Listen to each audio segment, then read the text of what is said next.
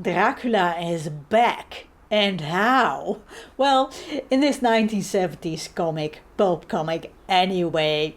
Hi, I'm Annie, and it is Thursday, so it is Euro Comic Thursday. Every Thursday I talk about a European comic or graphic novel.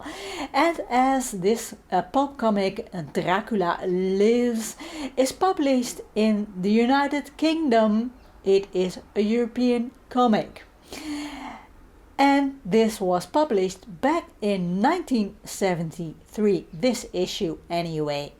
And the series ran till 1975. Back in 1970, Marvel publisher Martin Goodman had a brainstorm. He came up with the idea to revive Dracula. Stan Lee and Roy Thomas came up with the general plot lines for the stories and handed it over to comic book artist Gene Colan. But later on, Jerry Conway would write the scripts. In the 1970s, most comics were published in color, but Goodman wanted to experiment with pure black and white comics because they were just cheaper to make.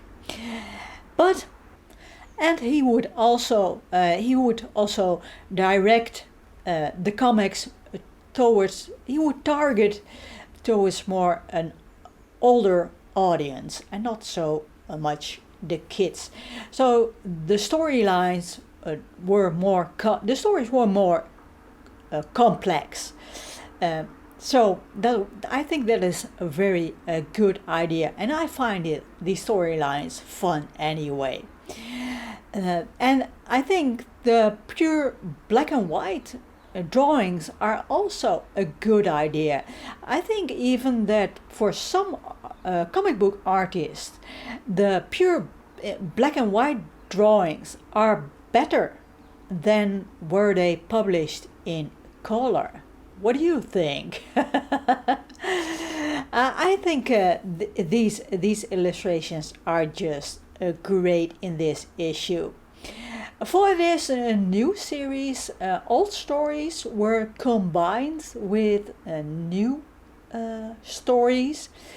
In this one issue, there are 12 pages that are reprints of comics that were published back in the 1950s, and the rest is new. Well, was new in 1973. But there is more. In this issue, there is also an article about Dracula's origin and all information about all the adaptations, film adaptations that came out before 1973 when this issue of Dracula Lives was published. So this is really, I think, really an interesting article.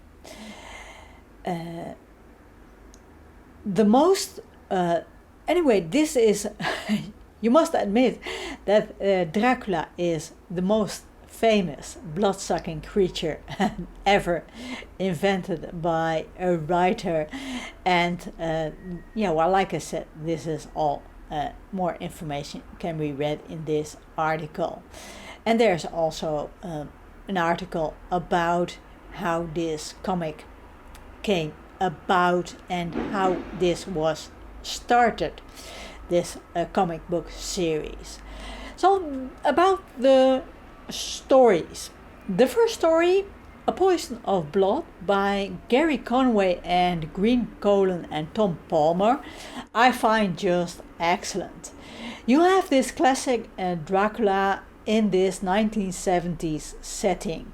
He has been biting the wrong victim. I don't want to spoil the story too much, but I found this to be a really entertaining story. And you have this classic Dracula character, and in this 1970s setting. I find this highly entertaining. Suffer Not a Witch is also an excellent story in my opinion, and it is about the vulnerability of Dracula and of the vulnerability of a young woman and her meeting of Dracula as well. And it shows also more of the personality of Dracula himself and more of his human side. And also, this is about a young woman who has been accused of being a witch. So women were. I think this story is set in the Dark Ages, in the Middle Ages, and it was easy to get rid of women.